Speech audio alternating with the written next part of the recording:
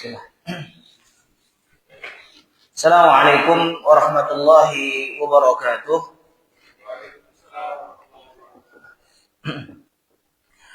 Innal hamdalillah nahmaduhu wa nasta'inuhu wa nastaghfiruh wa na'udzu billahi min shururi anfusina wa min sayyiati a'malina. Man yahdihillahu fala mudilla lahu wa may yudlil fala hadiya lahu. Asyhadu an la ilaha illallah wahdahu la syarika lah wa asyhadu anna Muhammadan 'abduhu wa rasuluhu alladzi la nabiyya ba'da wa rasulah.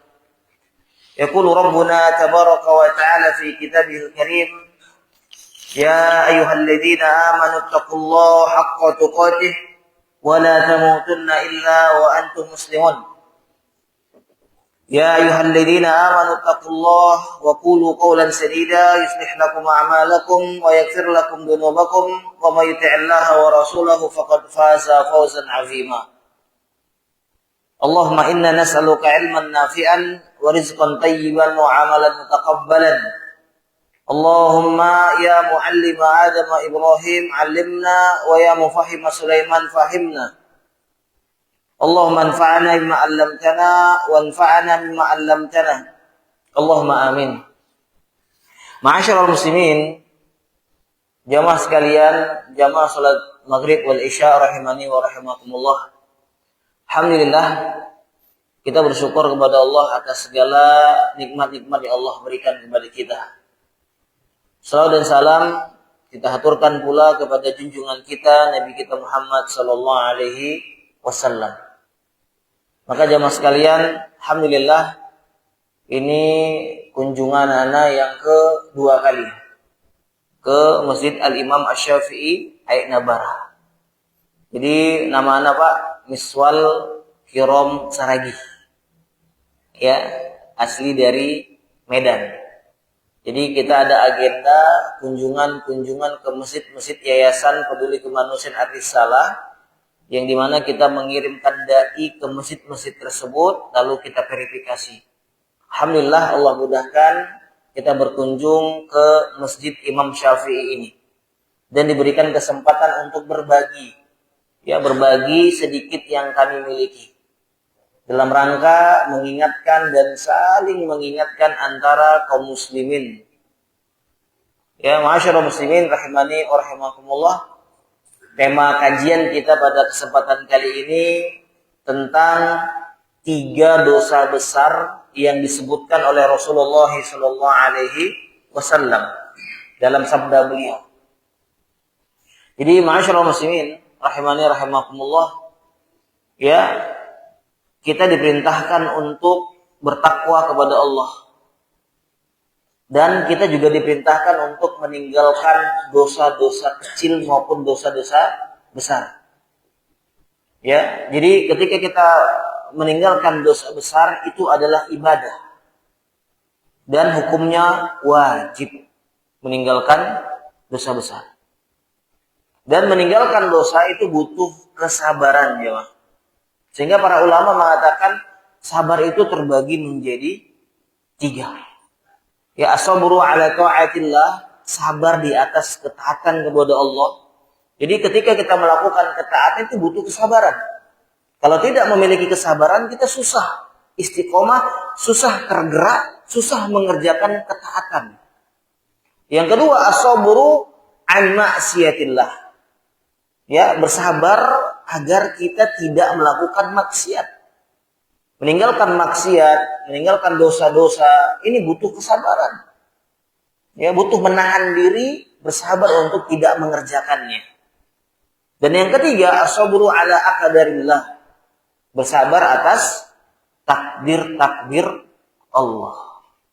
Maka ma'asyiral muslimin, ya, berangkat dari suatu hadis dari sahabat Abdullah ibnu Mas'ud radhiyallahu anhu.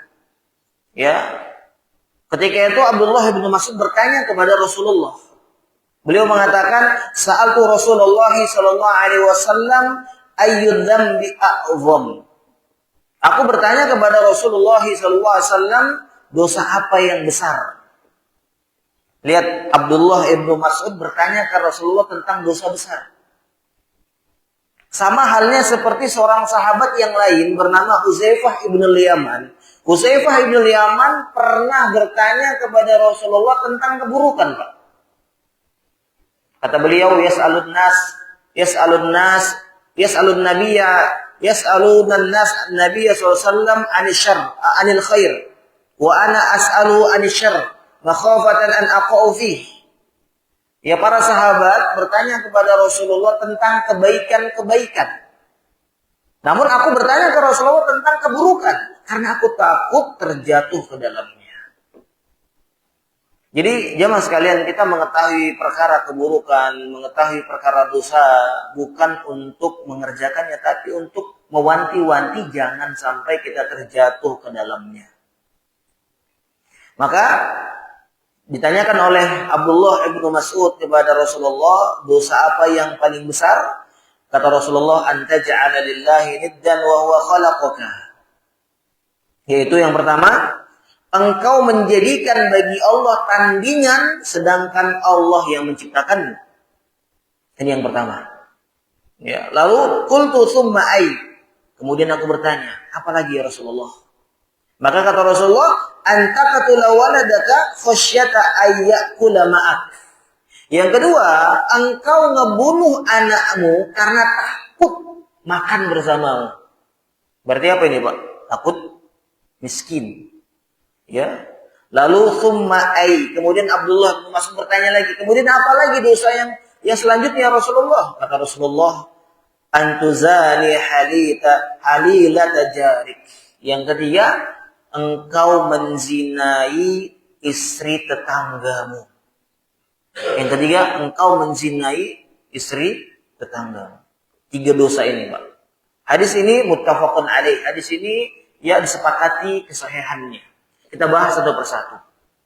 Jadi ma'asyiral muslimin rahimani wa rahimakumullah, sadaqakumullah wa iyyakum. Ya. Yang pertama, dosa yang pertama adalah dosa menjadikan bagi Allah tandingan-tandingan.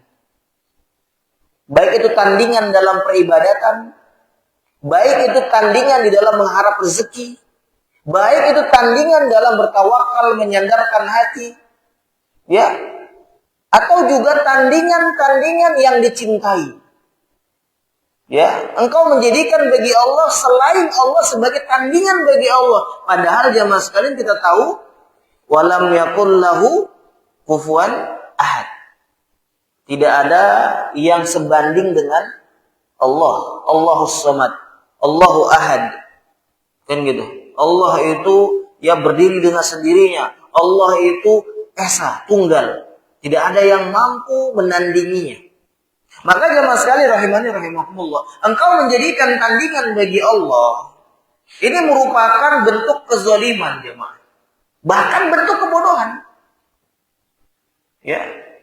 Bentuk kebodohan. Allah Subhanahu wa taala menyebutkan di dalam Quran surah Al-Baqarah ayat 22. Alladzi ja'ala lakumul arda firasyan was samaa'a binaa'an wa anzala minas samaa'i maa'an fa akhraja bihi minas samarat rizqan lakum fala taj'alu lillahi andadan wa antum ta'lamun.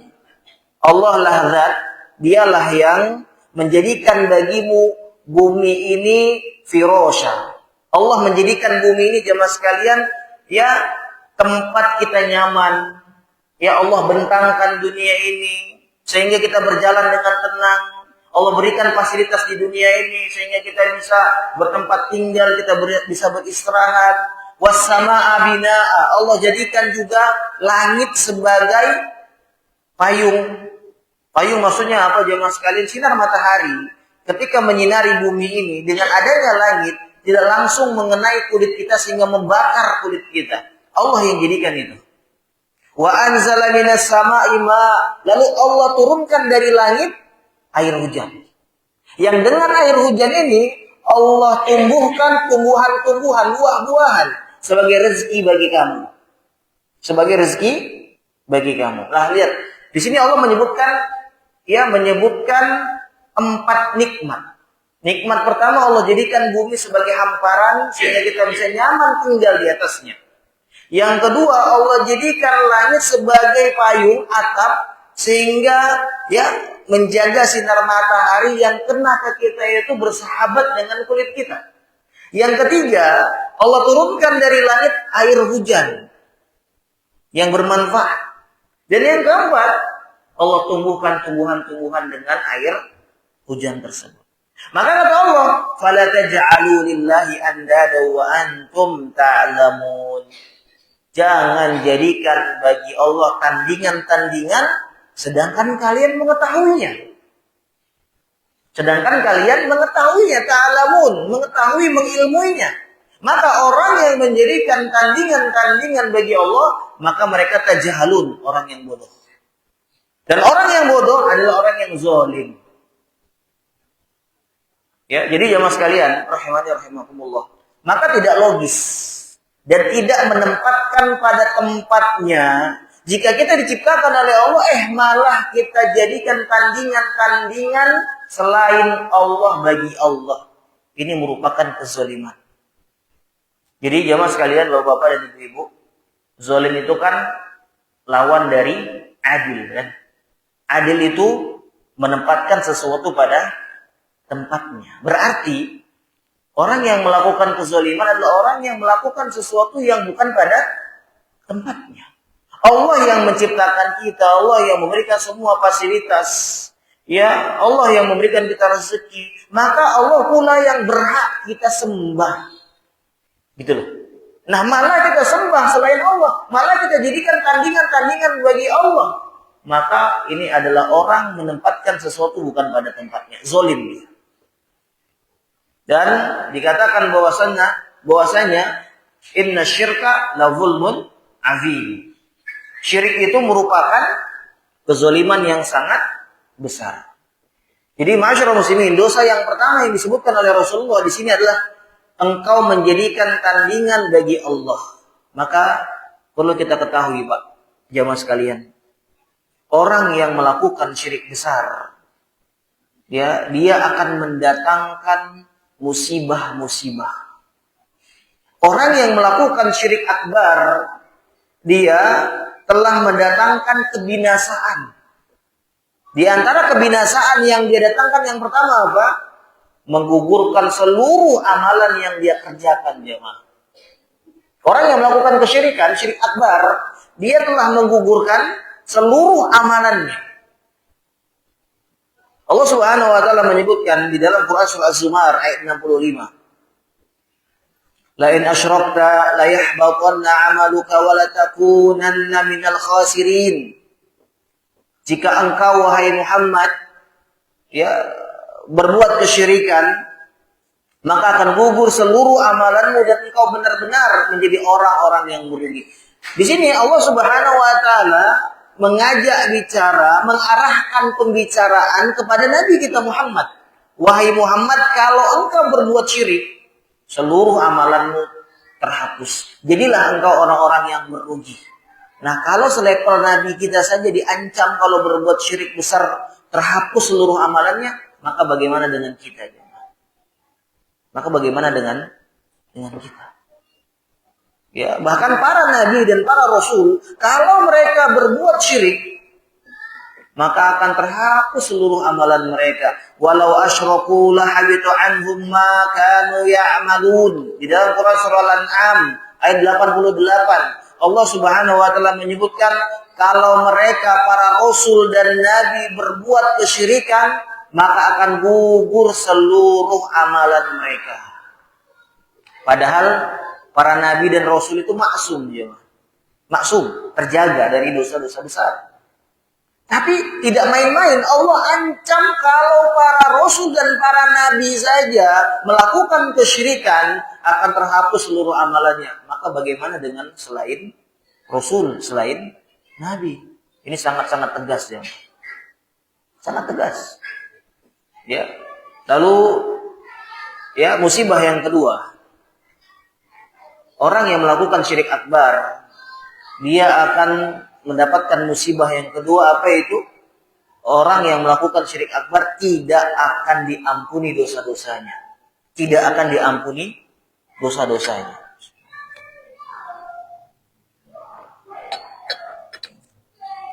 Jamaah sekalian rahimani rahimakumullah, orang yang meninggal dalam melakukan dosa besar, belum bertobat dari itu, naudzubillah, dia berzina, dia mencuri, dia membunuh, ya, dia makan riba atau dosa-dosa besar yang lainnya, meninggal dia belum sempat bertobat, maka dia masuk ke dalam neraka, tapi tidak kekal di dalamnya, masih ada peluang diampuni oleh Allah. Tapi kalau orang meninggal dunia dalam kondisi melakukan syirik akbar, syirik besar, dan belum bertobat darinya, wa iyadzubillah, tidak akan Allah ampuni dosa-dosanya. Allah Subhanahu wa taala menegaskan di dalam Quran surah An-Nisa ayat 48. Innallaha la yaghfiru ayyushraka bihi wa yaghfiru ma duna dzalika liman yasha. Sesungguhnya Allah tidak mengampuni orang yang berbuat syirik dengannya, dan Allah mengampuni dosa-dosa selain kesyirikan bagi orang yang Allah kehendaki. Jadi, masyaallah muslimin, dosa syirik tidak Allah ampuni. Ya, tapi dosa di bawah kesyirikan Allah ampuni bagi orang-orang yang Allah kehendaki. Nah, kalau kita mengatakan melakukan dosa syirik itu ada peluang diampuni dosa-dosanya, maka paman Rasulullah Abu Thalib lebih berhak untuk diampuni. Paman Rasulullah Abu Thalib, Pak, yang selama hidupnya membela keponakannya, yang selama hidupnya pasang badan, selama saya hidup tidak saya biarkan keponakan saya diganggu. Tapi Abu Thalib tidak mau beriman kepada Rasul. Abu Thalib mati dalam keadaan kafir, tidak beriman kepada Rasul. Kalau memang melakukan kesyirikan itu layak untuk diampuni oleh Allah, maka yang lebih layak diampuni adalah Abu Thalib. Tapi faktanya tidak. Faktanya tidak. Bahkan pernah Nabi SAW saking sayangnya beliau kepada paman kandungnya, ketika paman kandungnya meninggal, apa kata Rasulullah? Saya akan minta ampunan kepada pamanku selama belum dilarang. Maka turunlah ayat. Maka lin nabi wal ladina amanu ay yastaghfiru lil musyrikin walau kanu uli qurba min ba'di ma tabayyana lahum annahum ashabul jahim. Tidak layak bagi nabi, tidak layak bagi orang-orang yang beriman memintakan ampunan kepada orang-orang musyrik, orang-orang yang melakukan syirik, meskipun keluarga dekat, yang dimana sudah jelas bagi mereka kalau mereka termasuk penghuni neraka jahim. Lihat, Rasulullah diperingatkan oleh Allah tidak layak untuk memintakan ampunan kepada Abu Thalib. Padahal paman Rasulullah, padahal keluarga dekat Rasulullah, kerabat Rasulullah. Nah, jadi jamaah sekalian, ini menunjukkan musibah yang kedua, dosa syirik tidak diampuni oleh Allah Subhanahu wa taala.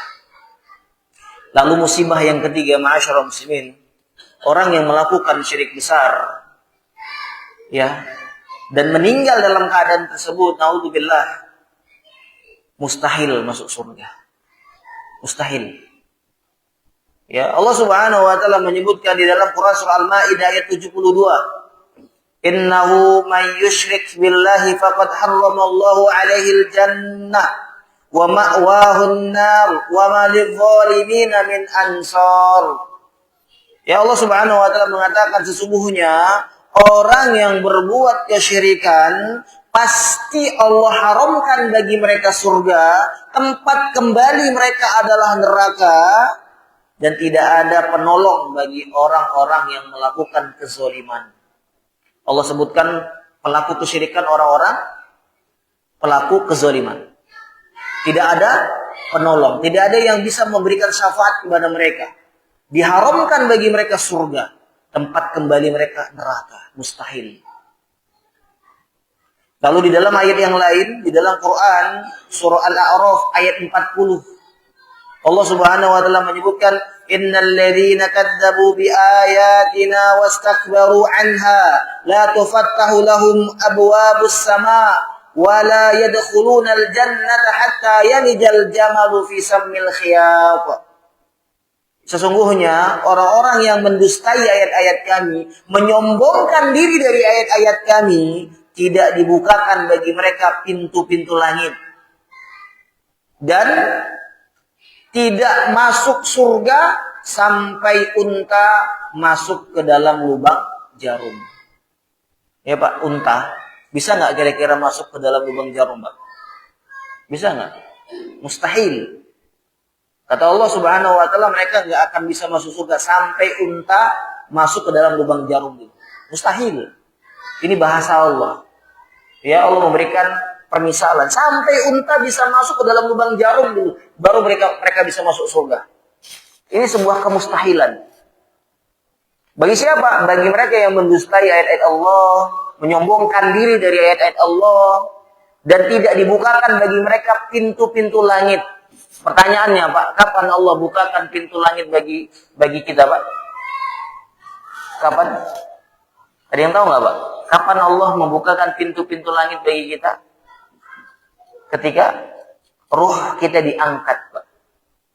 Rasulullah SAW mengatakan, ya, innal abdal mu'min, ya, sebagaimana maknanya panjang hadisnya, sesungguhnya seorang hamba yang mukmin ketika ya meninggalkan dunia dan menuju akhirat akan datang malaikat yang membawa kafan dari surga dengan aroma sebaik-baik aroma.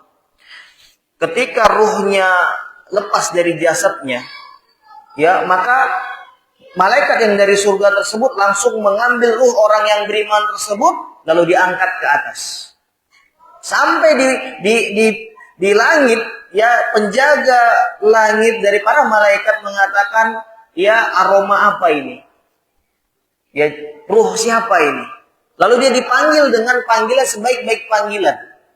Sampailah ke langit yang dimana Allah Subhanahu wa taala berada di atasnya, ya berada di atasnya, maka kata Allah, hambaku tersebut kembalikan ke tanah. Aku ciptakan dia dari tanah dan aku bangkitkan dia ke tanah. Maka dibangkitkan Pak. Nah itu hamba-hamba mukmin Pak, dibukakan pintu langit. Nah kalau hamba-hamba yang kafir tidak dibukakan pintu langit. Bahkan penjaga langit dari para malaikat mengatakan bau aroma apa ini? Bau busuk apa ini? Maka dicampakkan ruh orang kafir tersebut dikembalikan ke jasadnya ketika dia di dalam kuburnya Pak. Jadi masyarakat muslimin, orang yang melakukan syirik besar mustahil masuk surga. Itu 3 musibah orang yang melakukan syirik akbar. Pertama, gugur seluruh amalannya. Yang kedua, ya tidak diampuni dosa-dosanya. Yang ketiga, mustahil masuk surga. Naudzubillah. Maka dari itu jemaah sekalian, takutlah kita terjatuh pada kesyirikan. Khawatirlah kita terjerumus pada kubangan-kubangan dosa-dosa besar yaitu kesyirikan. Janganlah kita merasa aman kalau kita sudah dijamin akhir hayat kita betul-betul di atas tauhid dan meninggalkan kesyirikan. Jangan. Tapi tetaplah hati kita berharap, takut, berdoa kepada Allah dan menempuh sebab-sebab agar kita istiqomah. Jangan kita terlalu pede, jangan kita terlalu ujub dengan amalan-amalan soleh yang Allah mudahkan bagi kita. Tetaplah kita mencurigai diri kita, jemaah. Tetaplah kita mewanti-wanti diri kita sehingga kita berlindung kepada Allah dari keburukan diri kita, jemaah sekalian. Ya. Lalu masuk kita dosa yang kedua. Tadi dosa yang pertama menjadikan bagi Allah tandingan-tandingan sedangkan Allah yang menciptakannya. Dosa yang kedua yaitu antaqatula waladaka khasyata ayyakula ma'ak. Yaitu engkau ngebunuh anakmu karena takut makan bersamamu. Maka ma'asyiral muslimin, perkara darah seorang muslim itu adalah perkara yang sangat berat. Sangat berat. Ya, seseorang itu ketika dia menumpahkan darah seorang mukmin, maka dia dalam keadaan sempit, dalam keadaan terjepit, dalam keadaan tertuntut. Rasulullah SAW mengatakan, la yazalul mu'min fi fushatin min dinih ma lam yusib daman haraman. Seorang mukmin senantiasa berada dalam kelapangan di agamanya selama dia tidak menumpahkan darah yang haram. Jadi seorang mukmin itu Pak, kalau dia menumpahkan darah seorang mukmin, seorang muslim, maka dia sempit di dalam agamanya. Jadi dikisos. Disempit, tidak bebas. Atau dia dipenjara lalu bayar diat, bayar denda. Ya. Jadi jemaah sekalian rahimani rahimakumullah. Lalu Allah Subhanahu wa taala kata Rasulullah dalam sabdanya, la zawalud dunya ahwanu 'indallahi min qatli muslimin bighairi haqqin. Ya, runtuhnya dunia ini, hilangnya dunia ini lebih ringan di sisi Allah daripada dibunuhnya seorang mukmin tanpa cara yang benar, tanpa cara yang dibolehkan, tanpa sebab yang dibenarkan dalam Islam, membunuh seorang mukmin yang tidak berdosa. Ini lebih berat di sisi Allah daripada hilangnya dunia ini, jemaah. Allah Subhanahu wa taala menciptakan langit dan bumi, menciptakan semua fasilitas yang ada di dunia ini sebagai sarana untuk beribadah kepada Allah. Wa ma khalaqtul jinna wal insa illa liya'budun. Tidaklah aku ciptakan jin dan manusia melainkan untuk beribadah kepada Aku. Seorang mukmin ya Allah ciptakan, Allah hadirkan di muka bumi ini. Allah berikan dia kesehatan, Allah berikan dia waktu luang sehingga dia menyembah Allah. Datang orang lain dibunuh. Maka bagi Allah, ya lenyapnya dunia ini lebih ringan daripada dibunuhnya seorang mukmin. Ini menunjukkan darah kaum muslimin itu berharga. Darah kaum muslimin itu mahal, bukanlah perkara receh. Maka ngebunuh itu adalah dosa besar, jemaah. Ya, ini pembunuhan secara umum. Secara umum. Ya, secara umum yaitu sesama kaum muslimin atau mukminin. Maka bagaimana kalau yang dibunuh itu kerabat, jemaah? Kerabat.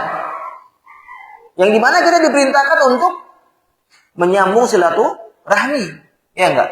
La yadkhulul jannah qati'. Tidak masuk surga orang yang memutus silaturahmi.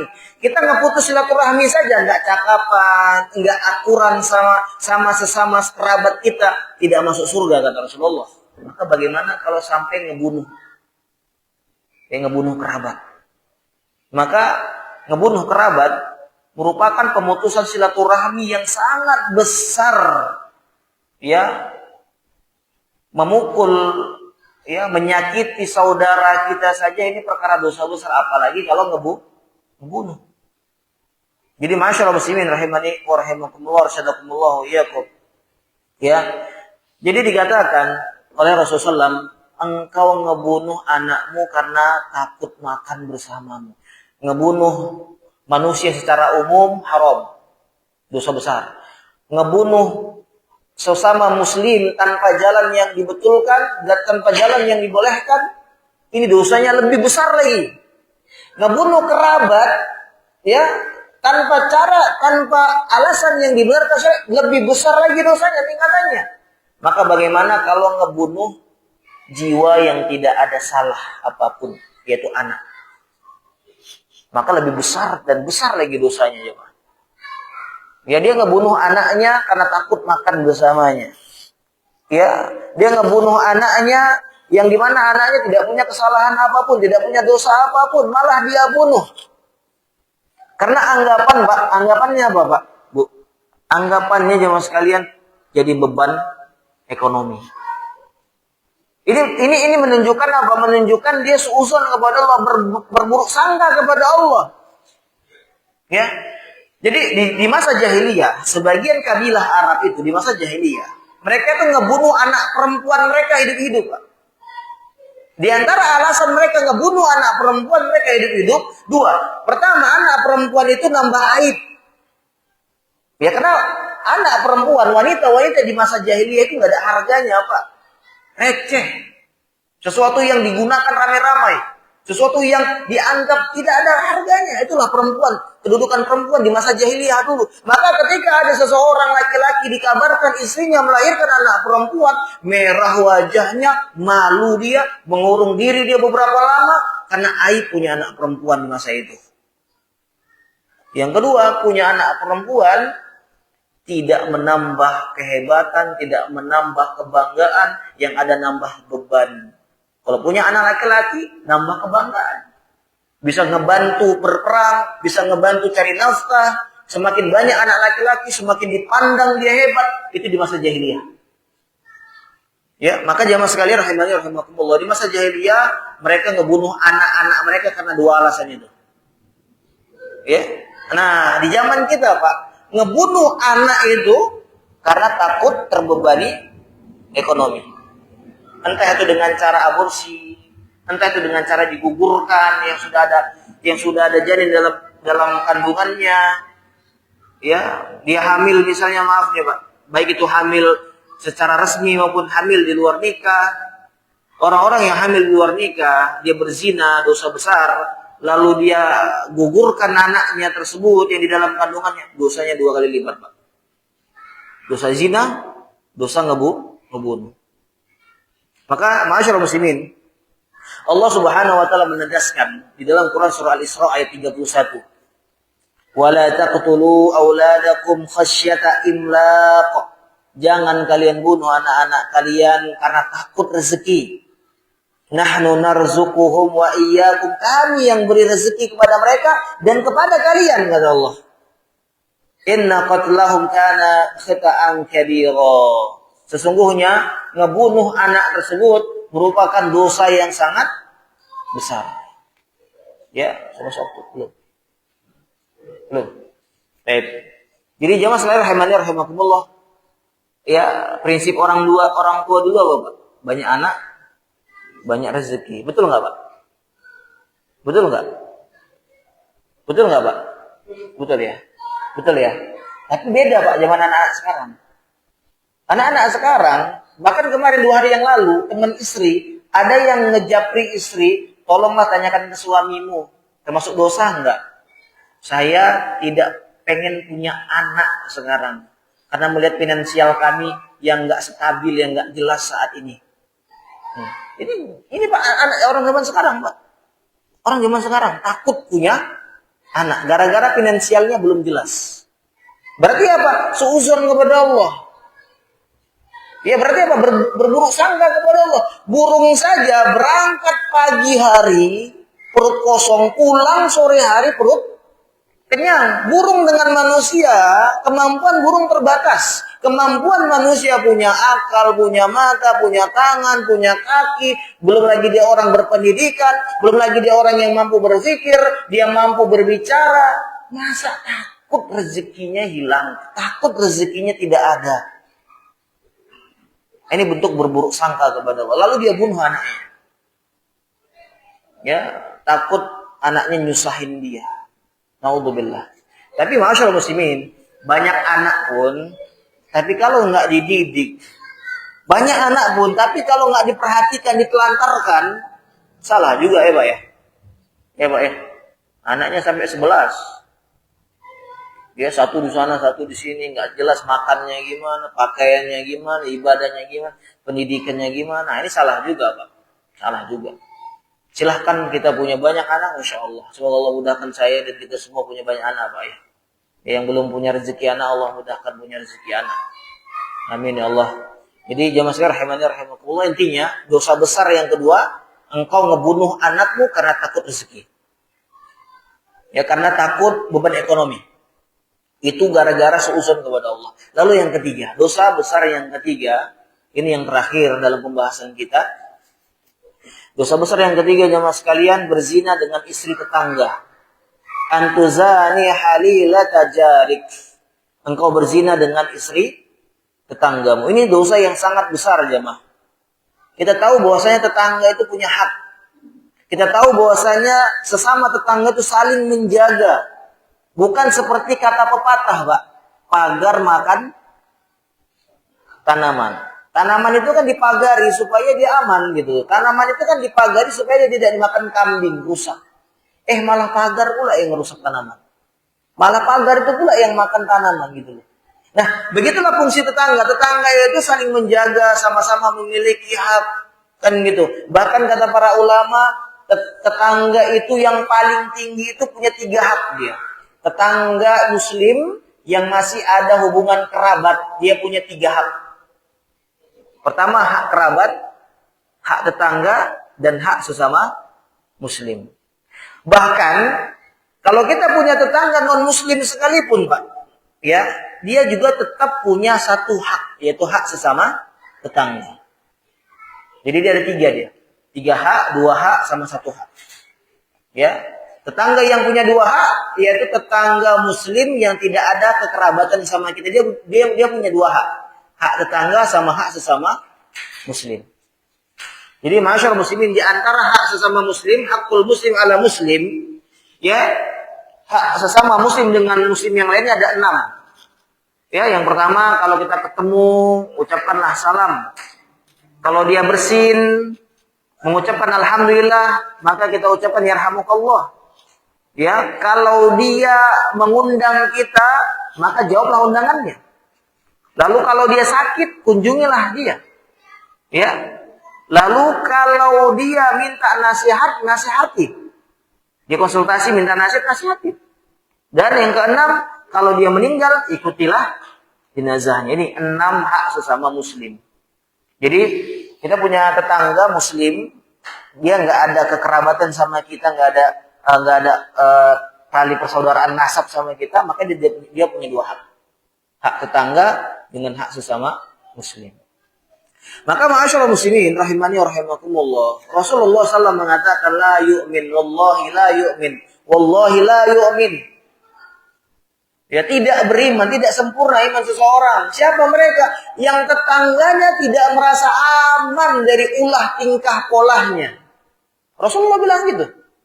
Bahkan Rasulullah mengatakan, man kana yu'minu billahi wal yawmil akhir falyukrim jarahu. Siapa yang beriman kepada Allah, kalau dia betul-betul beriman kepada Allah, dia betul-betul beriman kepada hari akhir, muliakan tetangganya. Kita diperintahkan untuk memuliakan tetangga, menjaga tetangga. Bahkan apa kata Rasulullah? Sampai-sampai aku menyangka tetangga itu berhak mendapatkan warisan. Karena Jibril sering mewasiatkan kepada Nabi kita, Pak, untuk berbuat baik kepada tetangga. Sampai-sampai saya mengira tetangga berhak dapat warisan. Saking seringnya Jibril mewasiatkan demikian. Nah, maka bagaimana kalau sampai istri tetangga dizinai? La haula wala quwwata illa billah. Ya, dan ini Pak, bukan sesuatu yang terjadi begitu saja, Pak. Dan ini bukan sesuatu yang terjadi langsung, spontan, dalam waktu yang sebentar. Enggak, Pak. Pasti ada proses dia. Ada proses. Seseorang merayu istri tetangga, kemudian perlahan-lahan akhirnya timbul rasa saling menyukai di antara keduanya, sampai akhirnya mereka berzina. Ini bentuk pengkhianatan sesama tetangga yang sangat besar pengkhianatannya, Pak. Naudzubillah. Naudzubillah. Maka jemaah sekalian, bukankah Allah mewanti-wanti kita, wala taqrabuz zina innahu kana fahishatan wa sa'a sabila. Jangan dekati zina karena dia adalah perbuatan yang sangat-sangat keji dan jalan menuju jalan yang buruk. Ini secara umum, Pak, zina secara umum. Kita suruh untuk menjauhinya. Maka bagaimana kalau kita menzinai istri tetangga? Atau anak gadis tetangga? Atau putri tetangga? Rasulullah SAW mengatakan di dalam Quran, Rasulullah SAW mengatakan dalam hadis riwayat Bukhari, li'an yazniyar rujulu bi ashri niswah aisaru alaihi min an yazniya bimra'ati jari. Seseorang menzinai 10 wanita, ya, 10 wanita secara umum, itu lebih mudah, lebih ringan dosanya daripada dia menzinai istri tetangga. Zina dosa besar, Pak. Berzina dengan seorang wanita yang memang wanita itu profesinya Pak? Memang profesinya itu, ya, wanita pezina, kita katakanlah apalah istilahnya. Berdosa, Pak, dosa besar. Tapi nggak sama dosanya ketika menzinai istri tetangga. Sampai-sampai Rasulullah mengatakan, engkau menzinai wanita 10 orang lebih ringan dosanya daripada engkau menzinai seorang istri tetangga. Naudzubillah, summa naudzubillah.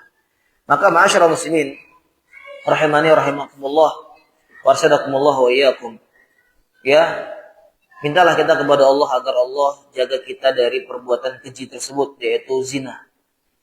Maka di antara wasilah-wasilah zina, jemaah, di antara wasilah-wasilah zina, di antaranya tidak menundukkan pandangan. Wanita keluar menggunakan parfum, menemui wanita tanpa ada suaminya. Ya, wanita tabarruj, wanita menampakkan perhiasan di hadapan laki-laki yang bukan mahramnya. Wasilah zina yang lain apa? Perkataan wanita yang mendayu-dayu ketika ngobrol dengan laki-laki yang bukan mahramnya. Ikhtilat dan berkhalwat, bercampur baur dan berdua-duaan dengan yang bukan mahram.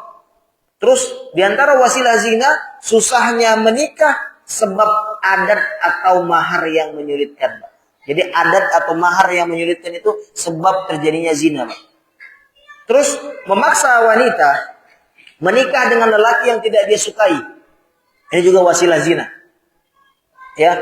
Terus seorang wanita beralasan tidak menikah, menunda nikah karena ingin melanjutkan pendidikan. Ya. Lalu di antara wasilah zina, bahaya internet atau bahaya sosmed. Begitu juga nyanyian, Pak. Nyanyian-nyanyian yang menghantarkan kepada zina. Begitu juga seorang wanita enggan melayani suaminya. Ini akan menimbulkan zina. Atau seorang suami enggan melayani istrinya. Ini juga menimbulkan wasilah-wasilah zina. Dan begitu juga jamaah, waktu yang kosong tidak dimanfaatkan untuk yang bermanfaat. Ini juga termasuk wasilah zina. Ya nasallallahu alaihi wa afiyah. Nasallallahu at-taufiq wasaddad. Semoga Allah Subhanahu wa taala menjaga kita. Mungkin ini yang bisa Anda sampaikan. Enggak usah. Mungkin ini yang bisa kami sampaikan jemaah sekalian. Ya, jika ada pertanyaan atau tambahan mungkin bisa ditanyakan ke Ustaz Rizky. Insyaallah kita di sini berbagi, Pak, saling mengingatkan ya. Ya barakallahu fikum, ahsanallahu ilaikum jami'an. Sallallahu ala nabiyina Muhammadin. Akhirul kalam, subhanaka Allahumma bihamdika, asyhadu an la ilaha illa anta, astaghfiruka wa atubu ilaik. Assalamualaikum warahmatullahi wabarakatuh.